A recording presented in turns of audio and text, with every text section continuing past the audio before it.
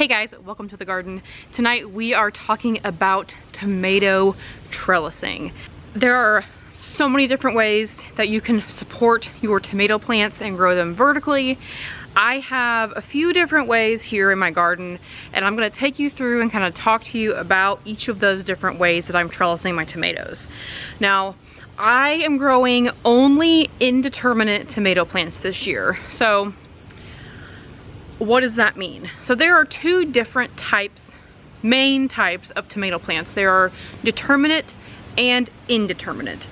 Now what you really need to know about the determinate versus indeterminate is determinate tomato plants will not get super tall. They will set all of their flowers and all of their fruit pretty much at the same time within a couple week span, and all of those fruits will ripen within a couple weeks span. And after that, those tomatoes are done for the season. They will not keep making more fruit. Whereas an indeterminate plant will continue to make blossoms and fruit throughout the season until it is killed by disease or insects or frost, essentially. So indeterminate plants can get 7, 8, 9, 10 feet tall if you have a very long growing season and you are growing a variety that's either not very susceptible to pests or you're just really good at pest control. Determinate plants will not get as tall. They will get about 3 feet tall in my experience growing varieties like Roma. Roma tomatoes are probably the most popular variety of determinate tomato that I have seen around me in my area and online as well. People love to grow Romas. Those are determinate. They will not get super tall. The other thing to keep in mind with determinate plants is you do not want to prune them like you would an indeterminate plant. Now, pruning is a whole nother video that I have planned to make this summer when my plants are nice and large and I can show you what I'm talking about. But what you need to know is if you are growing an indeterminate tomato plant, so I have some varieties called Delicious, Kellogg's Breakfast, Amana Orange, Aunt Ruby's German Green. Those are all indeterminate tomatoes. Cherry tomatoes, same thing. They are indeterminate. At least the ones I'm growing are. I don't know if there are determinate cherry tomato plants out there. I've never thought to look them up. But my cherry tomatoes are indeterminate as well, and so those things all need some sort of support. Now, you can just let your tomato plants lay on the ground and trail. I have done that in the past and got tomatoes off of them, but a lot of the fruit had been eaten by bugs or it had rotted by the time I picked it, and that's because it's in contact with the soil. So if you can get your plants up off the ground and grow them up some sort of support, you are more likely to have a bigger yield and better fruit. So I like to grow my tomatoes on a wide variety of trellising options. My favorite trellis option for tomatoes is cattle panels, but I do know that those are not super accessible to a lot of people. They have gone up in price quite significantly over the last year, and there are so many other options out there on ways that you can help support your tomatoes to get bigger yields and better fruit. So I'm gonna walk you around my garden and we're gonna talk about each type of trellis that I have that I'm using for tomatoes this year. So behind me right here are my cherry tomatoes. This year I am doing 8 cherry tomato plants. I am growing them on cattle panels. Now, these are panels that have been cut in half, so they are 4 feet tall and 8 feet wide. This is similar to what is called a hog panel. Hog panels are 4 feet tall by 8 feet wide. This is a cattle panel that has been cut in half, but they also sell hog panels that are also this size. So what I do when I grow my tomatoes on a cattle panel, whether it's an 8-foot section or a long 16-foot panel, is I use T-posts. These are 6-foot T-posts, I believe, and they are in the ground about a foot and a half. And then I like to raise my panel up off the ground. Now, when I say I like to raise them up off the ground, I like to raise them about a foot or 18 inches up off the ground, because when the plants are small like this, they can support themselves. When they get to about 18 inches tall is when they start needing some sort of support. So I like to keep my panels up off the ground. That way they will go above my T-posts a little bit. And in that case, if they get to the top of the panel, then they're on their own and they can grow up as high as they want. So that's how I grow on cattle panels. When my plants get tall enough that they are actually up to the panel, I will support them in a couple different ways. I will either weave the branches through the panel holes, or I will just tie them to the panel if I need to. I like to weave them because then I don't have to tie them, but also I can just tie them and then I don't have to worry about pulling vines out from between the panel sections at the end of the season. So either way works. Whichever way, you know, works best for you is totally fine. I will do a mixture of both throughout the season. If I notice a branch kind of falling, I will either try to tuck that in, or if I can't, I will tie it to the panel. I have been using cattle panels for tomatoes for, this will be my 4th season now, and I really love them. They are very sturdy. You can hold a lot of tomatoes. This is an 8-foot section of panel. I have 4 cherry tomato plants on each of these sections. I have 2 of these. So with that being said, I plant my tomatoes closer together than is what is normally recommended.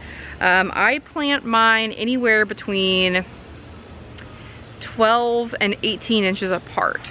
I try not to go 12. I try to go like 14 to 18 inches apart. And that is because I do prune mine down to a single stem. Now, I don't prune my cherries as much. I will prune them up, but I will not necessarily prune the suckers and prune them down to a single stem like I would with a large beefsteak. So keep that in mind when you are growing your tomatoes on a panel like this. Spacing is very important to help prevent disease on your plants. When you are growing on a panel though, the airflow in here is wonderful. Air can pass right through this, it can pass right through your plant, and that helps your plants stay healthier also. So just another benefit of growing on a cattle panel.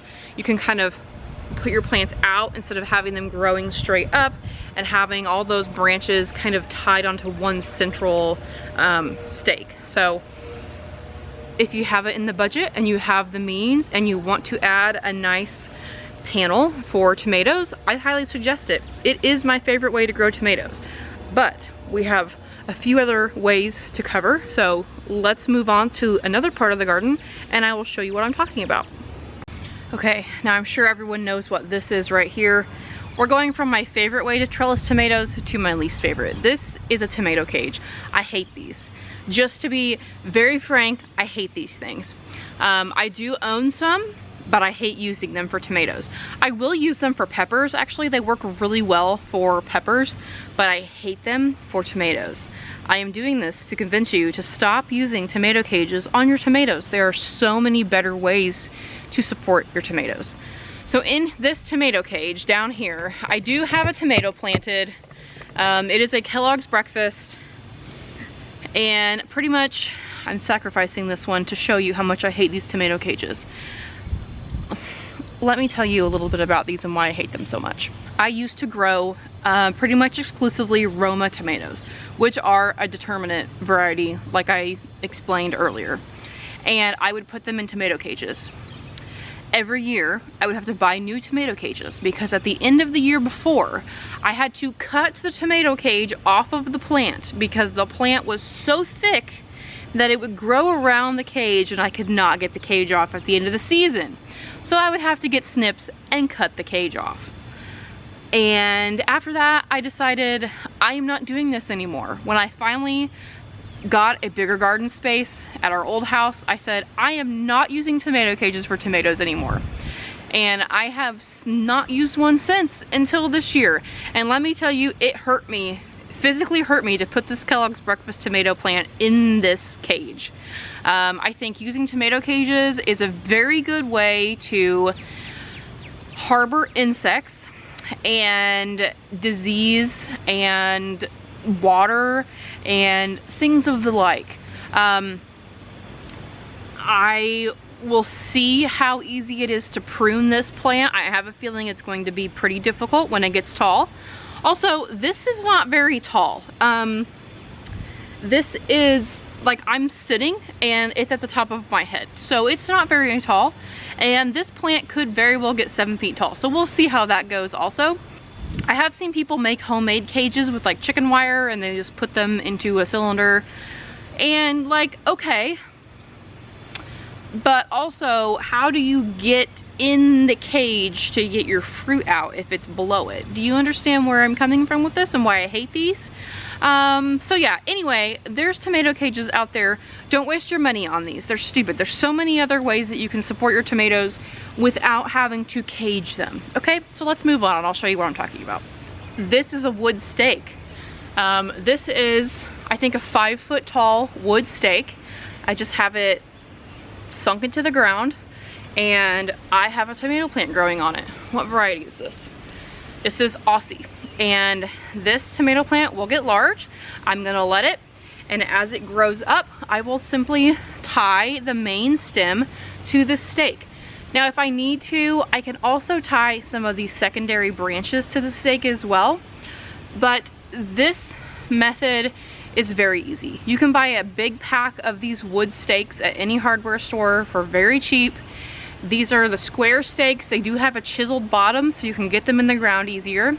I do recommend using like a mallet or a post driver to get these in the ground, because they will be difficult if you don't use something to help you. But I love growing tomatoes up stakes like this. It's a great way to grow a lot of tomatoes in a pretty small area, and you don't have to put them all in a line. There's another one back there on a stake. I have 5 tomatoes in this little area, and they're not really in any sort of, they're kind of in an order, but like not really. So I highly recommend using these stakes. When your plants do get bigger, you may need to add like another one if it really grows out, or if you don't prune very much. But for the most part, I will be able to keep this plant happy and healthy on this one stake throughout the entire season, because I am coupling this stake with pruning. So wood stakes, highly recommend.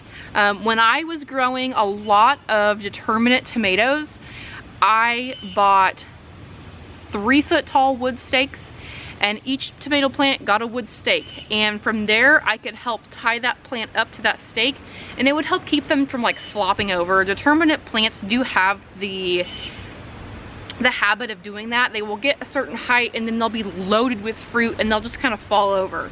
But like I said, if you can keep your plants up off the ground, you're more likely to get a better yield of fruit and better fruit, because some of it won't be rotten. So highly recommend wood stakes from the hardware store.